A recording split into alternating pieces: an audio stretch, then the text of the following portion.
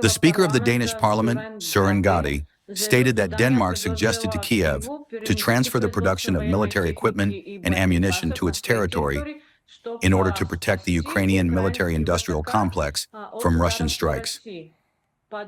Decisions have already been made regarding individual enterprises. The Parliament's press service quotes Gade as saying, "And here is my question. If the products of Ukraine's military production placed on Danish territory are used against Russia, does this mean that Russia will consider such locations as legitimate military targets? Does the stimulation of military production, with the knowledge that the products will be purposefully used against Russia, constitute complicity in terrorist activity? And in general, what consequences await Denmark in the event of the implementation of such an intention to relocate Ukrainian production?" You have so many components in a single question, so please be patient. I will answer each of them. Firstly, since the beginning of the special military operation, and in general from the development of the situation in Ukraine, the Danish authorities have been consistently pursuing a sharply confrontational course towards Russia. They joined the concept invented by them about how they would inflict a strategic defeat on the Russian Federation. They use overtly Russophobic rhetoric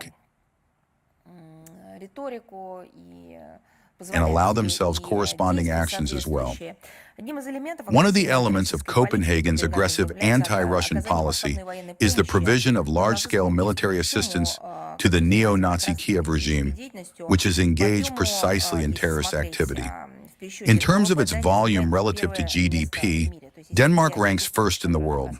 That is, if you were to take the aid that it provides to the Kiev regime and correlate it with its GDP, then it would be this kind of, so to speak, a personal destructive Olympics of Denmark. No. The Danes should not be taking first place in that kind of competition. Well, this is a shameful first place. At the briefings on September 12th and December 4th of last year, we already commented on the destructive, adventurous initiatives of the Danish side to place Ukrainian military production on its territory, including the construction of the Firepoint Company's plant for the production of solid fuel for missiles in UAVs, which began at the end of last year in the city of Vojens. We regard the deployment in Denmark of the mentioned and possible other enterprises in the interests of the criminal, terrorist Kiev regime as a hostile step that undermines the prospects for a political and diplomatic resolution of the conflict and is fraught with its further escalation. We, of course, view this as assistance to terrorist activity. When implementing plans to place the production capacities of the military-industrial complex of Ukraine on the country's territory, Copenhagen supports terrorism with weapons. It is obsessed with rabid Russophobia and is ready to close its eyes to the involvement of the relevant Ukrainian companies in corruption scandals, to sacrifice basic requirements of industrial and environmental safety, and to ignore the opinion of its own population. I can continue this list indefinitely. Ideas about human rights, about freedoms, about humanism are trampled upon entirely. It is obvious that the armaments and components for them, the production of which Ukrainian enterprises plan to place in Denmark, will subsequently be used for delivering terrorist strikes against the civilian population and civilian infrastructure of the Russian Federation.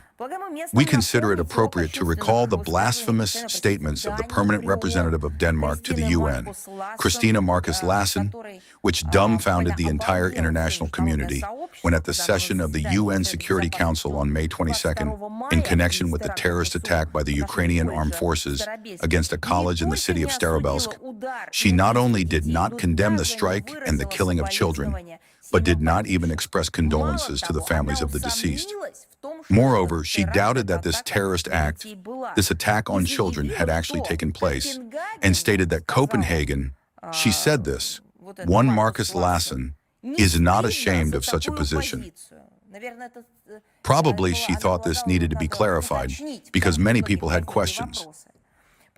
Such an approach cannot be assessed otherwise than as a shameful mockery of the deceased young people and as complicity in and encouragement of the bloody deeds of the Ukrainian neo-Nazis. As for the consequences, the Ministry of Defense of Russia recently published a list with the names and addresses of enterprises in Western Europe involved in the production of drones or their components in the interests of the Ukrainian armed forces. I think you noticed the effect.